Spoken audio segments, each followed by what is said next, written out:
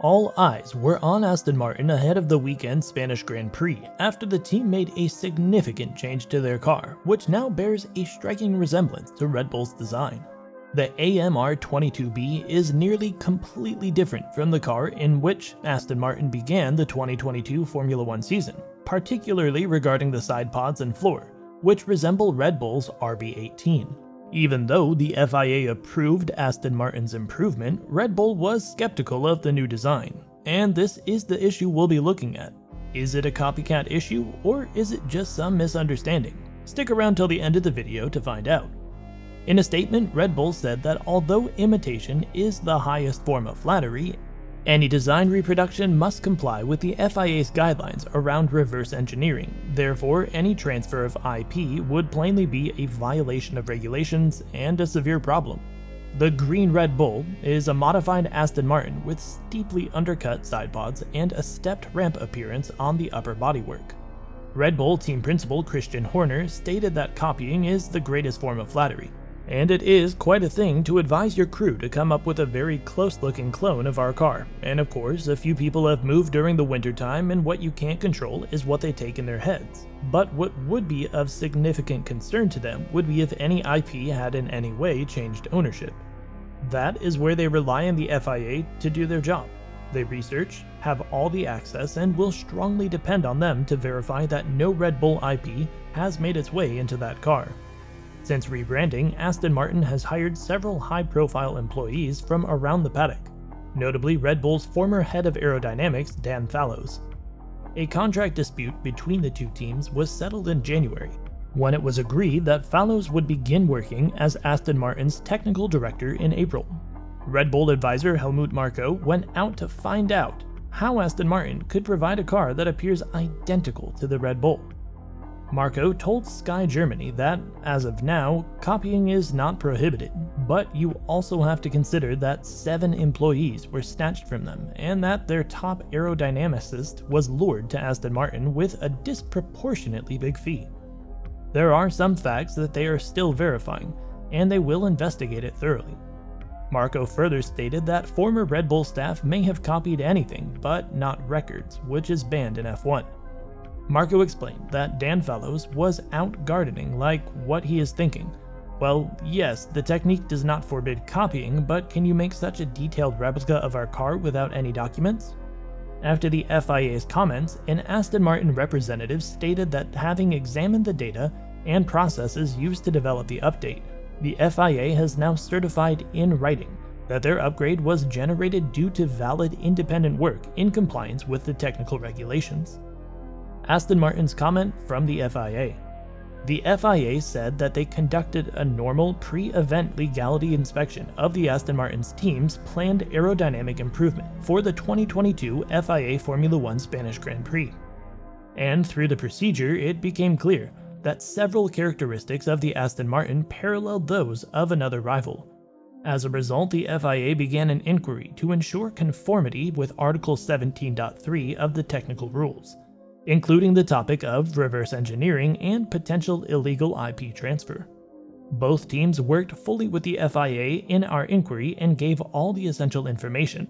The examination, which included CAD inspections and a full review of Aston Martin's development process, confirmed no misconduct.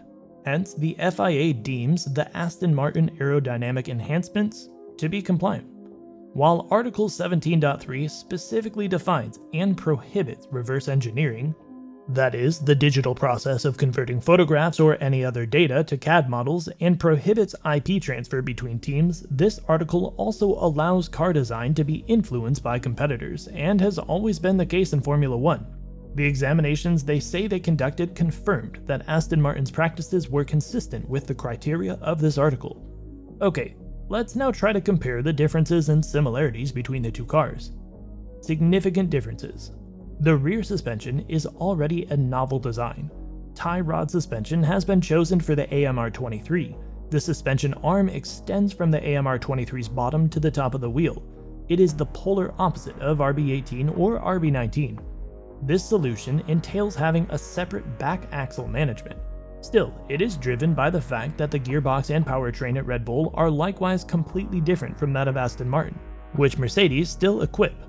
We can also see a substantial variation in the level of the upper air intake above the pilot's helmet, yet it is also present in the rear wing. If the idea is largely the same with a flat rear wing as opposed to other single-seater concepts with more curved fins, we also see a different form at the diffuser level. Significant similarities. Even if the aero concept is similar, all of the pieces appear to be completely distinct, yet the chosen aero concepts seem to be comparable. The pontoon's air inlet is shaped similarly to that of Red Bull. This means that the front wing and suspension arms must both redirect air in the same manner. Once at pontoon level, the air is dispersed in the same way as on the AMR-23. Even when the curves are altered, we can still see identical proportions at the level of the pontoons. As a result, it is a Red Bull-inspired concept. Unfortunately, due to its internal components, the AMR-23 cannot replicate the precise design of the Red Bull, and this is where Dan Fallow's work comes into play. Engineer with Red Bull under the leadership of Adrian Newey before joining Aston Martin this winter, he knows the aero concepts that must be implemented and are not content just to replicate them but to adapt them. As a result, the AMR-23 has astonished its opponents this season by not overheating its tires and keeping them better throughout a race stint, making the AMR-23 one of the best single-seaters. Lance Stroll's take. Lance Stroll said that Aston Martin had been working on 2 designs for their car design while the issue raged throughout the morning and into Friday's practice sessions. He explained that they formed 2 philosophies during the winter. They tested the first car in the first part of the season, and they haven't been as competitive as they wanted, so they had this other car philosophy on paper. And it was a tremendous, flat-out drive for the whole team to get it here, design, produce it, and, get the car to Barcelona. Okay, enough with the fight here. Is the new car doing Aston Martin any good? Well, before we take a brief look at that, don't forget to hit that like button and subscribe button for more amazing content on your favorite sport. All done? Alright, moving on. Aston Martin, the most improved automobile? So far, the Aston Martins have shown the greatest increase in performance, shaving about 2.5 seconds off a lap at the secure circuit. That's a lot of progress for the winter. The best part is that they make no attempt to conceal it. Lawrence Stroll's investment of time and money in this project appear to be paying off. Fernando Alonso, who took over for the retiring Sebastian Vettel, has been bullish on Aston Martin's 2023 Challenger since joining the squad. He said that this was a beautiful car to drive. The consistency has yet to be determined. They have nevertheless created an excellent first impression. Alonso's joy has undoubtedly returned, which is a significant positive for F1. Aston Martin may employ the concepts, but fundamental constraints remain. In essence, it is easy to assume that he took concepts that he had already studied before leaving Red Bull with him. As Fallows left, his old team used these concepts to design the RB18.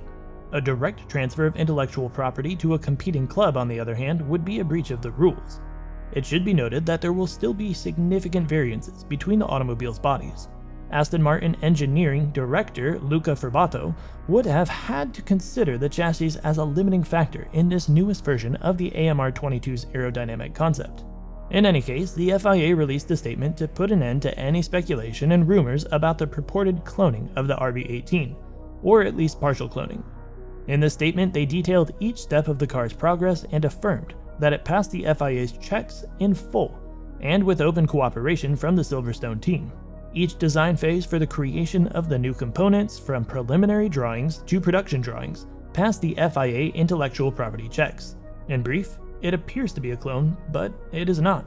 The case is closed. So what do you guys think? Share your thoughts in the comments section down below, and until next time, take care. Bye.